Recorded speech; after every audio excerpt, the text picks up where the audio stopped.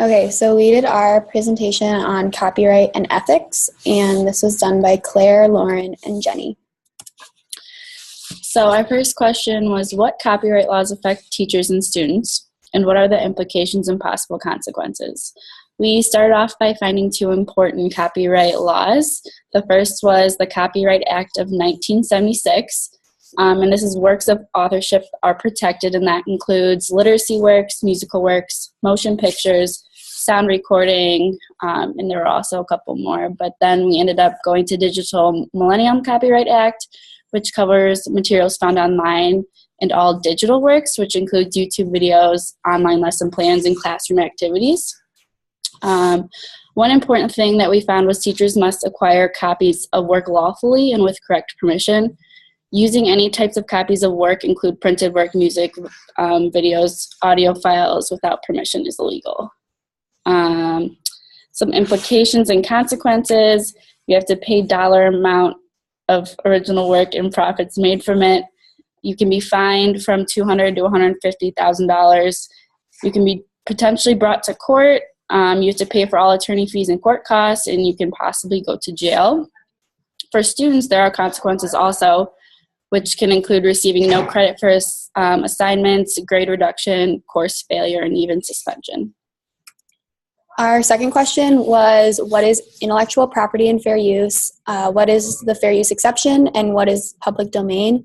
So intellectual property, IP, refers to creations of the mind, such as inventions, literary and artistic works, symbols, names, images. So basically like anything that's made by like an author.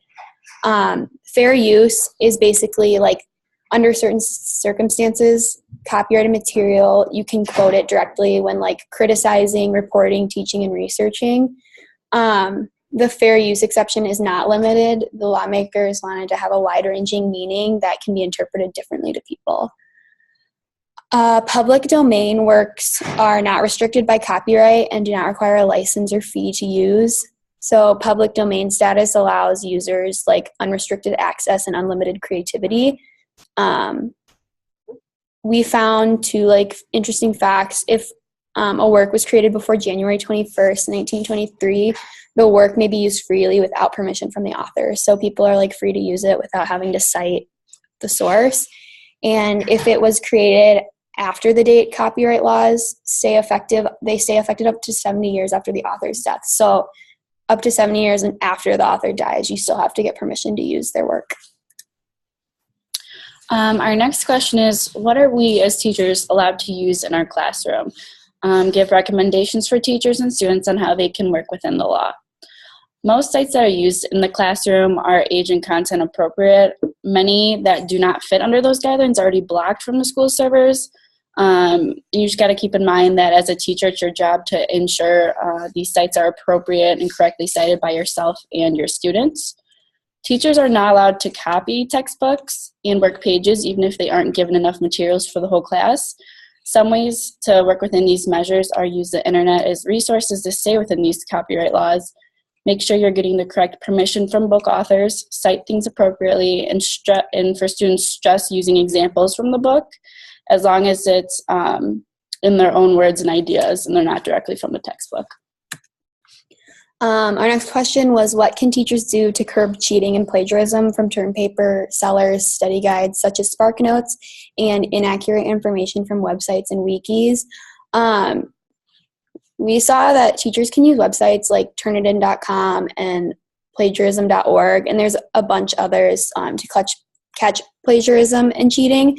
These sites like allow the teacher to manually put the students' papers and assignments into this database, and the database then searches the internet, and it can like shoot out information to the teacher, like showing what part of the paper, a student's paper, is like plagiarized and what part is like their own. So that's a really good tool for teachers to use. And then for websites such as SparkNotes, it's difficult to track cheating, but teachers can try to get away with like their kids not cheating on SparkNote by making their test questions very specific and something that's not broad and found on sites like SparkNote. Teachers should also inform their students that when they're using websites for papers and projects, they should be using websites at endon.org or .edu for safe and accurate information. Websites like Wikipedia, WikiHow, they can be edited by the public, so the information isn't always accurate.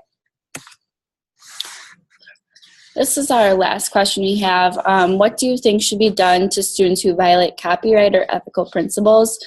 From what you have seen or experienced, what can teachers do to curb these types of violations?